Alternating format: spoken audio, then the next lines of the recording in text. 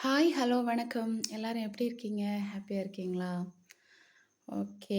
இன்னைக்கு இப்படிதான் இருக்கு. காலையில எந்திரிச்ச உடனே, அ அப்படியே கிச்சன் எல்லாம் பார்த்துட்டு, அ கொஞ்சம் டயர்டா தான் இருக்கு. இருந்தாலும் என்ன பண்றது? நம்ம வேலைய நம்ம தானே பார்க்கணும்.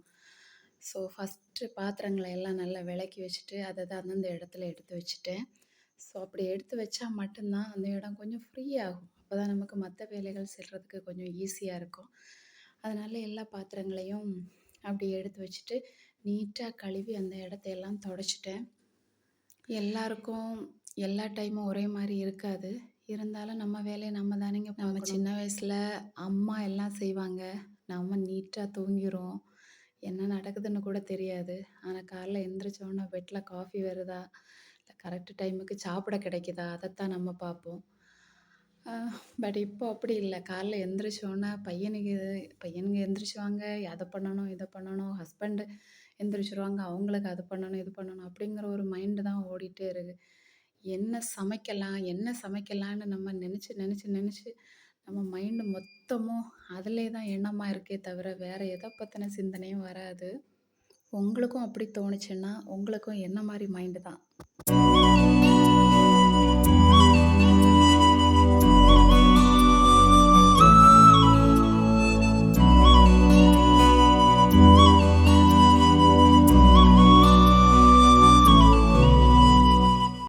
சரி, அப்புறம் வீட கிளீன் பண்ணலான்னு நெனச்சேன். ஸோ, ஃபஸ்ட்டு வீட கிளீன் பண்ணணும்னா, முதல்ல சவுட்டு மெத்த எல்லாம் எடுத்து, நல்ல ஒரு பக்கெட்ல சர்ப்பு போட்டு ஊற வச்சுரணும். அப்படி முதல்லே ஊற வச்சோம்னா, அடுத்து நம்ம எடுத்து துவைக்கிறதுக்கு ஈஸியா இருக்கும். அந்த அழுக்கெல்லாம் அப்படியே ஊறி அந்த பக்கெட்லேயே வந்துரும். ஸோ, நமக்கு துவைக்கிறதுக்கு ஈஸியா இருக்கும். அப்புறம் அப்புறம் சோஃபா செட்டெல்லாம் ரொம்ப டஸ்ட்டா இருந்துச்சு. ஸோ, அதையெல்லாம் வெயில்ல காய போட்டுட்டு, இங்க பாருங்க வீடு இருக்கிற நெலம. வாரத்துல 5 நாள் கிளீன் பண்ணாலும் இப்படி தான் இருக்கு. அப்புறம் பெயிண்ட் அடிச்ச வீடா இருந்தாலும், அங்கங்கே அப்பப்போ ஒட்றை வந்துட்டே இருக்கு நெறைய. ஸோ, ஃபஸ்ட்டு ஒட்றைய கிளீன் பண்ணிரலான்னு சொல்லிட்டு, எல்லா இடமும் ஒட்றை அடிச்சு கிளீன் பண்ணி விட்டேன். அப்புறம் தூங்கி எந்திரிச்ச உடனே அப்படியே போட்டுட்டு அடுத்த வேலைன்னு பார்க்க தொடங்குனா, அப்படியே தான் இருக்கும். ஸோ, அதனால ரூம ஃபஸ்ட்டு கிளீன் பண்ணிருவோம்னு சொல்லிட்டு, பெட்ஷீட் எல்லாம் மடக்கி ஒதுக்கி வச்சுட்டு, ஜன்னலெல்லாம் ஓப்பன் பண்ணி போட்டு, அங்கேயும் ரூம்ல ஒட்டடையெல்லாம் அடிச்சு, வீடெல்லாம் தூத்து நீட்டா அந்த ரூம ஒண்ணு தொடச்சு கிளீன் பண்ணிட்டேன். ஸோ, ஒரு 100%ல ஒரு 25% ஒரு ரூம ஒதுக்குனாலே முடிஞ்சிரும் போல இருக்கு. சின்னதா ஒரு மோட்டிவேஷன் பார்த்துரலாம். சிலர் சொல்லுவாங்க, "உங்களுக்கு என்னங்க? நீங்க நல்லா இருக்கீங்க. நாங்க அப்படியா? நாங்க எவ்வளோ கஷ்டப்படுறோம் தெரியுமா?" அப்படின்னு சொல்லுவாங்க. எங்க ஒவ்வொருத்தருக்கும் கஷ்டம் இல்லாத வாழ்க்கையே கிடையாதுங்க. ஏதாவது ஒரு வழியில எப்படியாவது அவங்க கஷ்டப்பட்டுட்டு தான் இருப்பாங்க. ஒண்ணில் நோயா இருக்கலாம், இல்ல ஹஸ்பண்டால ப்ராப்ளமா இருக்கலாம், இல்லன்னா பிள்ளைங்கள்னால ப்ராப்ளமா இருக்கலாம். இப்படி ஏதோ ஒரு விஷயத்துல கஷ்டப்பட்டுட்டே தான் இருப்பாங்க. "விழாமல் ஓடுவேன்" அப்படிங்கிறது நம்பிக்கை. "விழுந்தாலும் எழுந்து ஓடுவேன்" அப்படிங்கிறது தான் தன்னம்பிக்கை. ஈரோடு மகேஷ் சொல்ற மாரி, "உலகம் 1000 சொல்லும். நம்ம வேலைய நாம பார்க்கணுங்க." அந்த மாரி தான். 1000 பிரச்சனைகள் வருங்க. அத கடந்து நம்ம போயிட்டே இருக்கணும். அண்ணனோட வேலைகள அன்னன்னைக்கு பார்த்தாலும், அம் ஏதாவது சின்ன சின்ன சின்ன பொருட்கள் அங்கங்கங்கேயே இருக்கிறது. ஸோ, நம்ம இப்போ வந்து லீவ்ல டீப்பா கிளீன் பண்ற மாரி நம்மளால கிளீன் பண்ண முடியாது.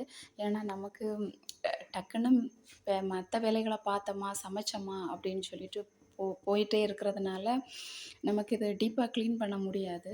ஸோ, கிடைக்கிற டைம்ல வந்து கொஞ்சம் மேலோட்டமா கிளீன் பண்ணிட்டு போறது. அதனால வாரத்துல 1 நாள் கண்டிப்பா இந்த மாரி டீப்பா கிளீன் பண்ணி வைக்கும்போது, வீடு ரொம்ப பார்க்கறதுக்கு அழகாகவும், சுத்தமாவும் இருக்கும்.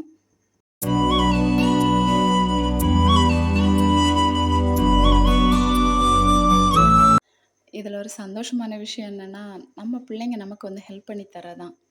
காலைல எந்திரிச்சோன்னா மாங்கு மாங்குன்னு வேலை செஞ்சுட்டே இருக்கும்போது, "அம்மா நானும் ஹெல்ப் பண்றேன்" அப்படின்னு சொல்லிட்டு நம்ம பிள்ளைங்க நமக்கு வந்து ஹெல்ப் பண்ணி தரும்போது, அதில கிடைக்கிற சந்தோஷம் இருக்கே!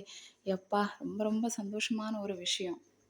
வீட கிளீன் பண்ணி முடிச்ச கையோட சவுட்டு மெத்தையெல்லாம் எடுத்து அங்கங்கே அந்தந்த இடத்துக்கு தகுந்த மாரி போட்டு விட்டோம் அப்படின்னு சொன்னா, திரும்ப நம்ம அந்த இடத்த மிதிச்சு வரும்போது அழுக்கு படாம இருக்கும். ஸோ, எல்லா இடமும் கிளீன் பண்ணிட்டு சவுட்டு மெத்தையெல்லாம் எடுத்து அங்கங்கேயே போட்டேன். பசங்க படிக்கிற அந்த ஸ்டடி டேபிளுக்கு கீழயும் போட்டிருக்கேன். ஏன்னா, வெறுங்கால வைக்கும்போது கால் நல்லா வலிக்கும். ஸோ, சவுட்டு மெத்தையோட மேல போடும்போது, கால் வந்து வலிக்காம இருக்கும். அதுக்காக அப்படியே எல்லா இடமும் போட்டு வச்சேன். இதான் எங்க ஸ்டடி ரூம். ரொம்ப அழகா நீட்டா இருந்துச்சு. ஸோ ஜன்னல்லையும் பயங்கர கொசு தொல்ல.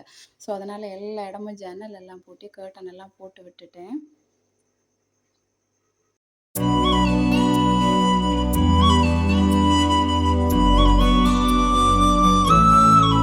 அப்படியே வேலையெல்லாம் முடிச்சுட்டு வீட்டுக்குள்ள என்டர் ஆகும்போது வரும் பாருங்க ஒரு சந்தோஷம். பார்த்தாலே அவ்வளோ மகிழ்ச்சியா இருக்கும். வீடு இவ்வளோ சுத்தமா இருக்கே அப்படின்னு சொல்லிட்டு.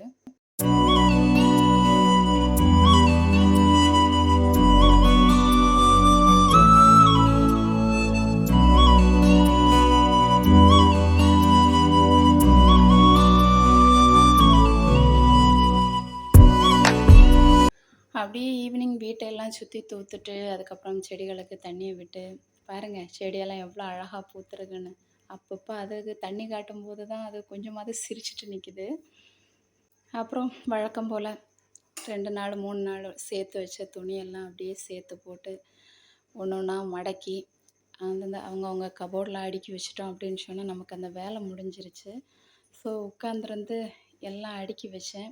வச்சதுக்கப்புறம் என் பசங்க ஒன்னொன்னா அவங்கவங்க கபோர்டில் எடுத்து வச்சுருவாங்க. நம்ம திங்க்ஸை நம்ம எடுத்து ஒதுக்கி வச்சா போதும். உங்களுக்கு என்னோட வீடியோஸ் எல்லாம் ரொம்ப பிடிச்சிருக்குன்னு நினைக்கிறேன். பிடிச்சிருந்தா சப்ஸ்கிரைப் பண்ணுங்கள், லைக் பண்ணுங்கள். Thank you.